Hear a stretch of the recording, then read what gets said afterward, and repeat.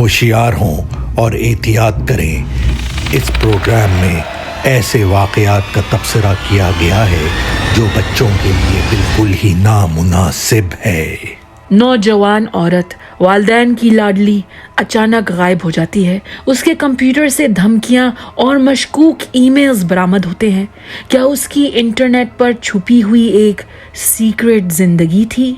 کیا دشمن دنیا کے ایک کونے میں تھا، میلوں دور، یا وہ بہت بہت قریب تھا؟ یہ ہے ڈارلین وینڈر گیزن کی کہانی۔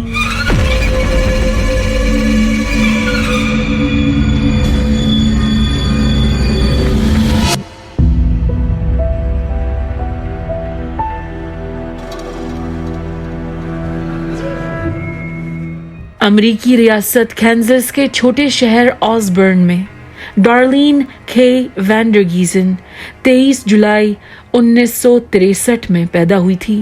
وہ یوجین اور ڈیلورس کی پہلی بیٹی تھی۔ دوسری بیٹی کا نام سینڈرا تھا۔ ڈارلین جب چند ہی دن کی تھی، والدین کو شک ہوا کہ وہ ان کی آواز سن نہیں سکتی تھی۔ ڈاکٹر نے کئی ٹیسٹ کیے اور پتہ چلا کہ بچی پیدائشی بہری تھی۔ چند سال بعد جب سینڈرا پیدا ہوئی، وہ بھی بہری نکلی۔ وینڈر گیزن خاندان ایک فارم پر رہتا تھا۔ ڈارلین کا بچپن بہت خوبصورتی سے گزرا، نیچر کے قریب، تازہ ہوا، درختوں اور جانوروں کے بیچ۔ والدین اور رشتہ داروں نے دونوں بہنوں سے بہت پیار کیا۔ انہیں کبھی احساس نہیں ہونے دیا کہ وہ مختلف تھیں یا ان میں کوئی کمی تھی۔ ڈارلین نے آئیووا اسکول فار دا ڈیف سے ہائی اسکول کی گریجویشن حاصل کی۔ پھر اس نے کمیونٹی کالج سے مشینسٹ اور ویلڈر کی ٹریننگ حاصل کی۔ سن 1992 میں ڈارلین نوکری کے سلسلے میں ساؤتھ ڈکوٹا کے شہر سو فالز میں منتقل ہو گئی۔ ڈارلین JDS انڈسٹریز انک کے لیے کام کرنے لگی۔ یہ کمپنی اسپورٹس ٹیم کے لیے ٹرافیاں اور تمغے بناتی تھی۔ فروری 2006 ڈارلین 13 سال سے اسی جگہ کام کر رہی تھی۔ فیکٹری کے کولیگز اور سب جاننے والے اسے بے حد پسند کرتے تھے۔ وہ جالی، ہنسمکھ طبیعت کی تھی، جہاں بھی جاتی ہر کسی سے آسانی سے دوستی کر لیتی تھی۔ ڈارلین کو ابھی بھی جانوروں سے بہت محبت تھی۔ اس نے 2 بلیاں پال رکھی تھیں۔ کام کے علاوہ ڈارلین کو کیمپنگ کرنے کا شوق تھا۔ وہ بینی بیبیز جمع کرتی تھی، لوکل سافٹ بال ٹیم کا حصہ تھی، ڈیف کلب کی ممبر تھی، جہاں اس کی ملاقات دوسرے بہرے لوگوں سے ہوتی تھی۔ 3 فروری 2006 ڈارلین نے فیکٹری کے مینیجر کو بتائے بغیر 2 دن چھٹی کر لی۔ مینیجر کو بڑی حیرت ہوئی۔ اس نے کئی بار ڈارلین کو فون کیا، گھر پر اور اس کے سیل فون پر، لیکن کوئی جواب نہیں ملا۔ آخر کار مینیجر نے ڈارلین کے ماں باپ کو کال کر کے اس کی خیریت پوچھی۔ والدین سے بھی اس کی کوئی بات نہیں ہوئی تھی۔ انہوں نے سوچا کہ شاید وہ مصروف تھی، پر اس کا 2 دن کام پر نہیں جانا ان کے لیے بھی حیران کن تھا۔ دونوں فوراً گاڑی میں بیٹھے اور 1.5 گھنٹے کا سفر طے کر کے بیٹی کے اپارٹمنٹ پہنچے۔ ڈارلین نے انہیں چابی دی ہوئی تھی۔ والدین اپارٹمنٹ میں داخل ہوئے۔ اپارٹمنٹ خالی تھا۔ داخل ہوتے ہی والدین کو میز پر ڈارلین کا سیل فون نظر آیا۔ سیل فون کو دیکھتے ہی وہ مزید پریشان ہو گئے۔ ہم سب اپنے سیل فون کے عادی ہو چکے ہیں، ڈیپینڈنٹ ہو گئے ہیں، لیکن ڈارلین کے لیے سیل فون ایک بہت اہم ضرورت تھی، کیونکہ وہ گونگی تھی۔ سائن لینگویج کے علاوہ ٹیکسٹ میسیجز کے ذریعے وہ دوسروں سے گفتگو کر سکتی تھی۔ ظاہر سی بات ہے کہ ڈارلین سیل فون کے بغیر کہیں نہیں جاتی تھی۔ اور تو اور والدین نے غور کیا کہ اس کی دونوں بلیاں بھوک سے بے حال تھیں۔ لگتا تھا کہ انہیں کافی دیر سے کھانا پانی نہیں ملا تھا۔ گھر میں سب چیزیں صفائی سے اپنی اپنی جگہ پر تھیں۔ فرنیچر الٹایا یا گرایا نہیں گیا تھا۔ چوری یا حملے کے کوئی آثار نہیں تھے۔ کوئی سامان غائب نہیں ہوا تھا۔ غائب صرف ڈارلین تھی۔ یوجین اور ڈیلورس نے بیٹی کی گمشدگی کی رپورٹ پولیس کے پاس لکھوا دی۔ سب سے پہلے ڈیٹیکٹیوز نے ڈارلین کے cell phone records phone company سے نکلوائے۔ پتہ چلا کہ اس کا سیل فون 2 دن سے استعمال نہیں ہوا تھا۔ بینک ریکارڈز دیکھنے پر معلوم ہوا کہ اس نے بینک کارڈز اور کریڈٹ کارڈ سے خریداری بھی نہیں کی تھی۔ اسی دن پاس کے پیزا ہٹ ریسٹورانٹ کے ویٹر نے پولیس سے رابطہ کیا اور بتایا کہ ریسٹورانٹ کے پارکنگ لاٹ میں کسی نے 2 دن سے اپنا ٹرک چھوڑ دیا تھا۔ ٹرک ڈارلین کا تھا، لیکن پیزا ہٹ میں کام کرنے والے لوگوں کو یہ یاد نہیں تھا کہ ڈارلین کب وہاں آئی تھی، اور آئی تھی تو اکیلی تھی یا کسی کے ساتھ تھی۔ گاڑی کی تلاشی لی گئی، ڈیٹیکٹیوز کو اس میں سے کوئی ثبوت نہیں ملا۔ پوچھ گچھ کے دوران ڈیلورس نے افسران کو ڈارلین کی ڈیٹنگ ویب سائٹ پر جانے کی نئی عادت کے بارے میں بتایا۔ ڈارلین کو پیار کی تلاش تھی اور اس نے اپنی پروفائل انٹرنیٹ پر ڈالی ہوئی تھی اور 2-3 مردوں سے ریسٹورانٹس میں ڈیٹ پر ملی بھی تھی۔ ڈیلورس نے بیٹی کو خبردار بھی کیا تھا، انٹرنیٹ پر عجیب و غریب ویئرڈوز ہوتے ہیں، تم جیسی معصوم لڑکیوں کو شکار بناتے ہیں، محتاط رہنا۔ ڈارلین کا کمپیوٹر فورینزک لیب بھیجا گیا۔ اس کی براؤزنگ ہسٹری، ای میلز اور ڈسکشن گروپس کی چیٹنگ نکالی گئی۔ وہ کس سے بات کرتی تھی، اس کے کیا پلانز تھے۔ کمپیوٹر کی چھان بین میں چند پریشان کن ای میلز دریافت ہوئیں جن میں وینڈی سمتھ نام کی عورت ڈارلین کو دھمکا رہی تھی۔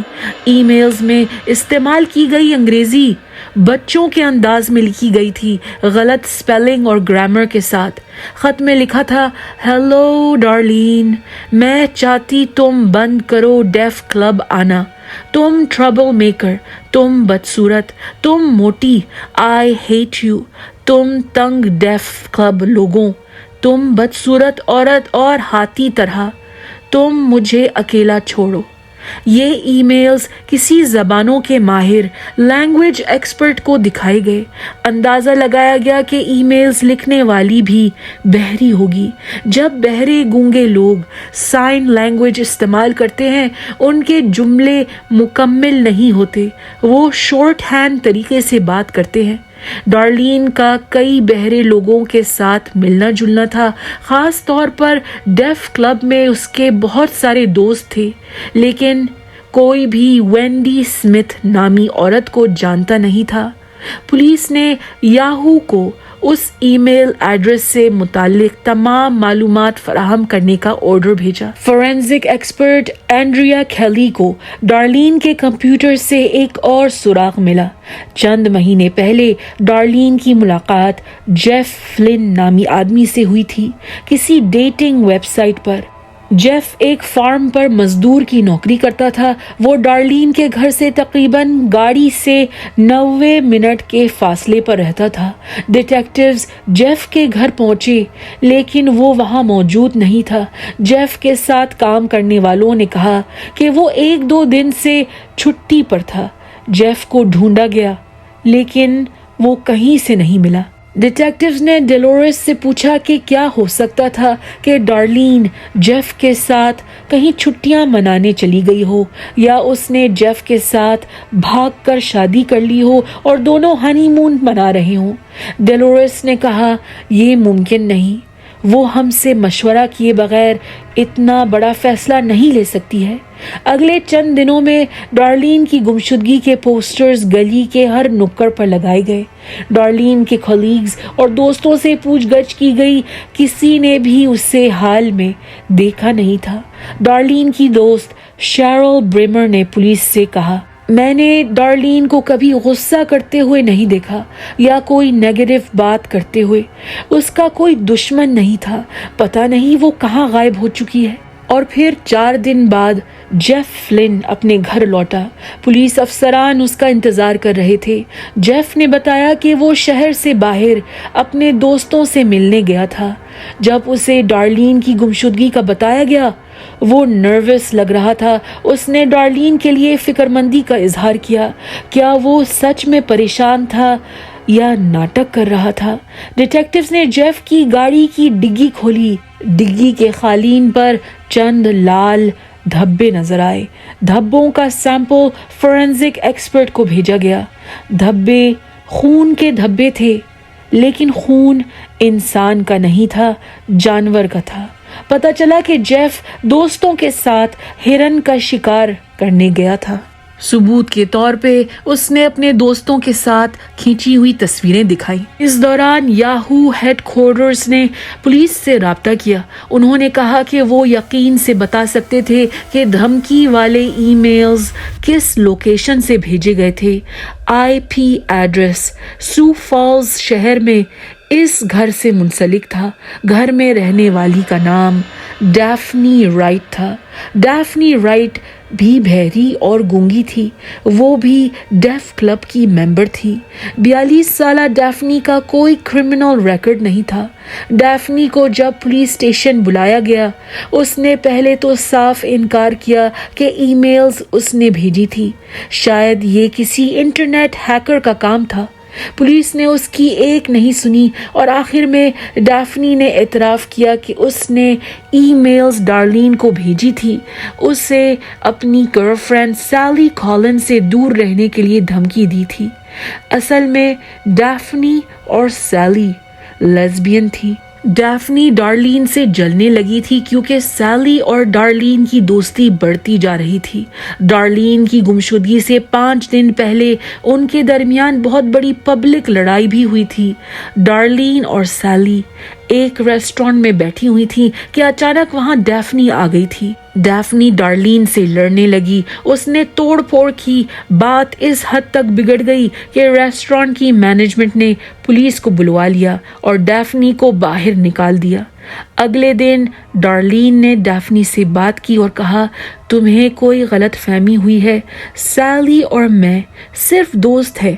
مجھے سیلی میں یا کسی بھی عورت میں دلچسپی نہیں ہے۔ میرا تو ایک بوائے فرینڈ بھی ہے۔ ڈیلورس کو اس قصے کا علم تھا۔ ڈارلین نے ماں کو ساری کہانی سنائی تھی اور کہا تھا کہ اب تینوں دوستوں کے درمیان سب ٹھیک تھا۔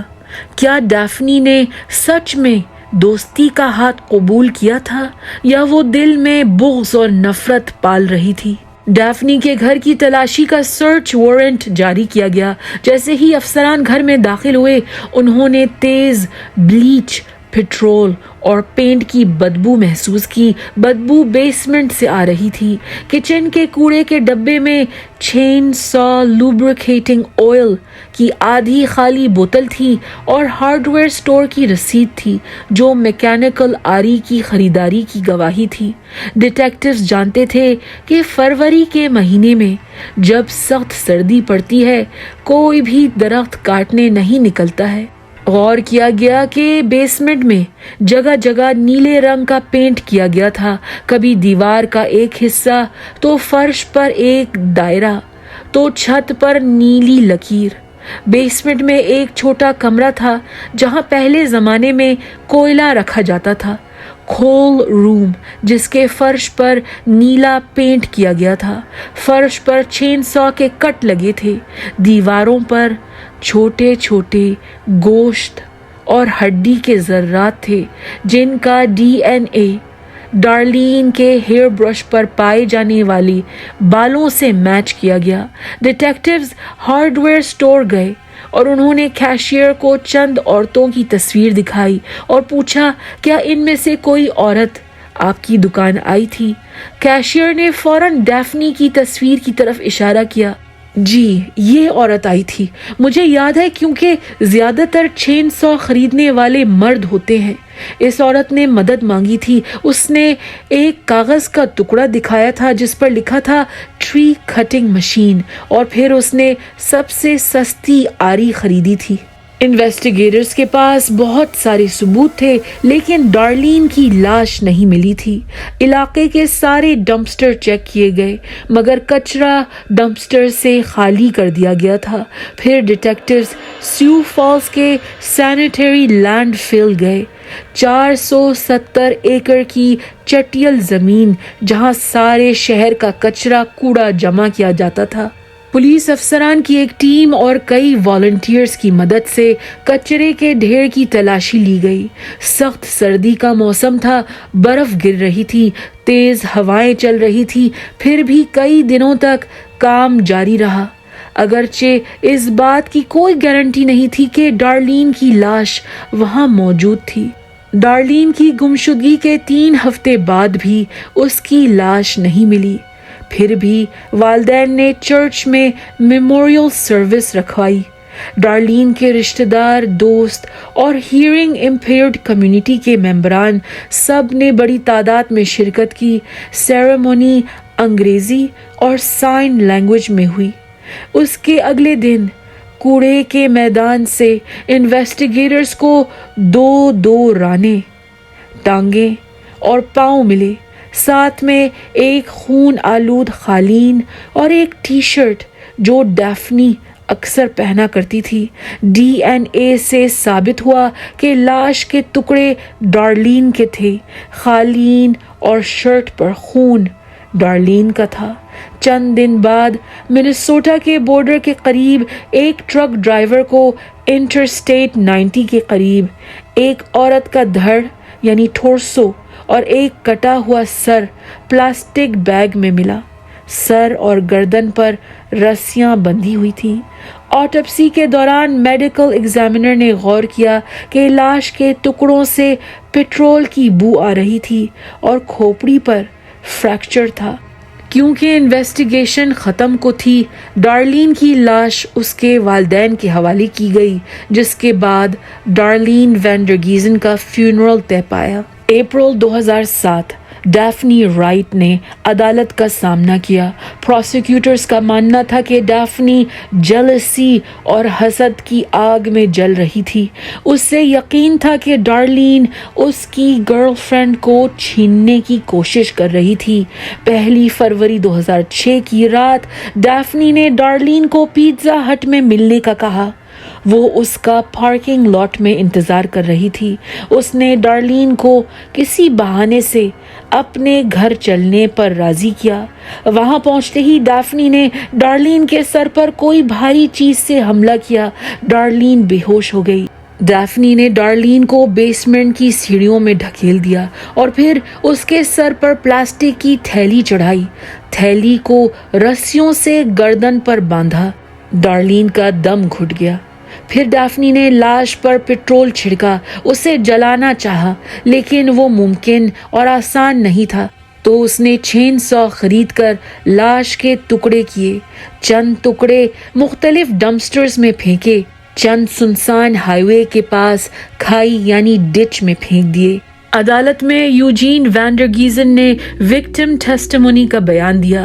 کورٹ روم میں ہر آنکھ میں آنسو ابھر آئے جب یوجین نے کہا، میری آخری ملاقات ڈارلین سے کچھ ایسی ہوئی کہ جب میں اس سے ملا، اس نے مجھے اپنی باہوں میں زور سے لپیٹ لیا تھا اور سائن لینگویج میں I love you کہا تھا۔ میں آخری دم تک وہ لمحہ بھولوں گا نہیں۔ جوری کے ممبران 11 عورتیں اور 1 مرد نے فیصلہ کیا کہ ڈیفنی کڈنیپنگ اور 1st ڈگری مرڈر کی مجرم تھی۔ جج نے اس کے لیے عمر قید کی سزا مقرر کی۔ وہ ابھی بھی اپنی سزا ساؤتھ ڈکوٹا ویمنز پریزن میں کاٹ رہی ہے۔ دوستوں، یہ تھی ڈارلین وینڈرگیزن کی کہانی۔ ہمارے چینل کو سپورٹ کریے اور محفوظ رہیے۔ اگر آپ کو یہ ویڈیو پسند آئی ہے تو لائک، شیئر اور سبسکرائب کرنا بھولیے گا مت، ورنہ